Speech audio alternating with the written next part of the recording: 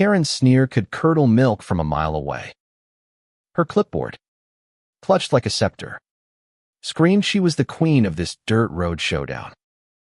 The sun baked the cracked earth of my ranch, where I'd spent 6 months planning a pond to save my cattle from drought. But HOA Karen, the self-appointed dictator of our Rural Homeowners Association, had other plans.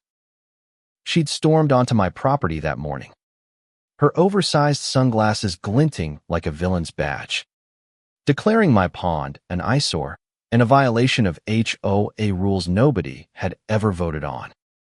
"You're ruining the aesthetic," she barked, her voice a grating mix of entitlement and cheap perfume.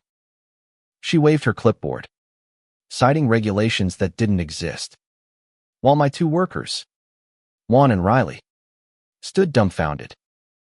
Juan's fists clenched. Riley's knuckles whitened around his shovel.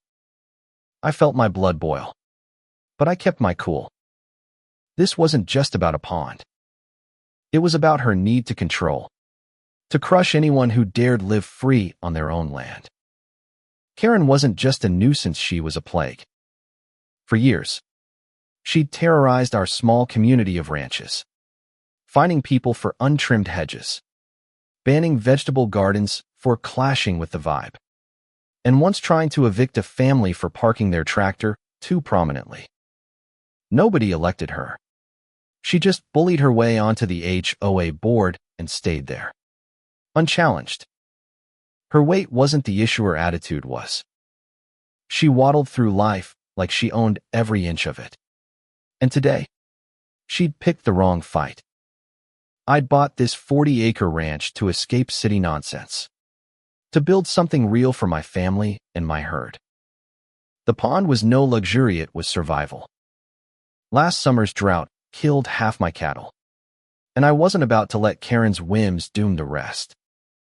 But she wasn't budging.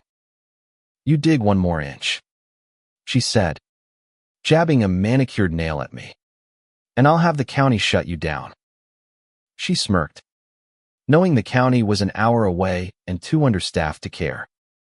That's when Sheriff Daniels pulled up, dust trailing his cruiser. I thought he'd back me up, but he just leaned against his car, watching like this was some reality show. Karen's smugness grew. "See, even the law's on my side."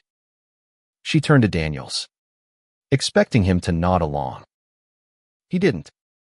He just chewed his toothpick. Eyes narrowed. Juan muttered something in Spanish, too low for Karen to hear, but enough to make Riley smirk. I caught the words loca and problema. They weren't wrong. I tried reasoning. "Karen, this pond's for my cattle. It's not hurting anyone. You can't just ban it." She scoffed, rolling her eyes so hard I thought they'd pop out. "It's not about need. It's about standards," she said, like she was lecturing a child. "This community deserves better than your muddy hole." That's when I snapped, not with a shout, but with a plan. Karen wanted war. I'd give her one she'd never forget. First, I did my homework. Karen's power came from the HOA, but the HOA's authority was shaky. Our community wasn't even incorporated properly. Her rules were built on bluster, not law. I spent nights digging through county records, land deeds, and state regulations. Turns out, my ranch sat on a parcel with overlapping federal land claims from the 1800s, never fully resolved. The HOA had no jurisdiction over federal land, and I could prove it. But that was my ace in the hole. First, I needed to hit her where it hurt. Karen's McMansion, with its gaudy fountain and fake Greek columns, relied on a private power grid I'd helped fund years ago. It supplied the whole community, but the main transformer sat on my property. I'd never played dirty before, but Karen wasn't playing fair. So, I called my cousin, a licensed electrician, and we inspected the transformer for safety issues. By midnight, with a few flipped switches and a signed work order. The grid went dark. Karen's house, along with half the HOA's loyalists, lost power.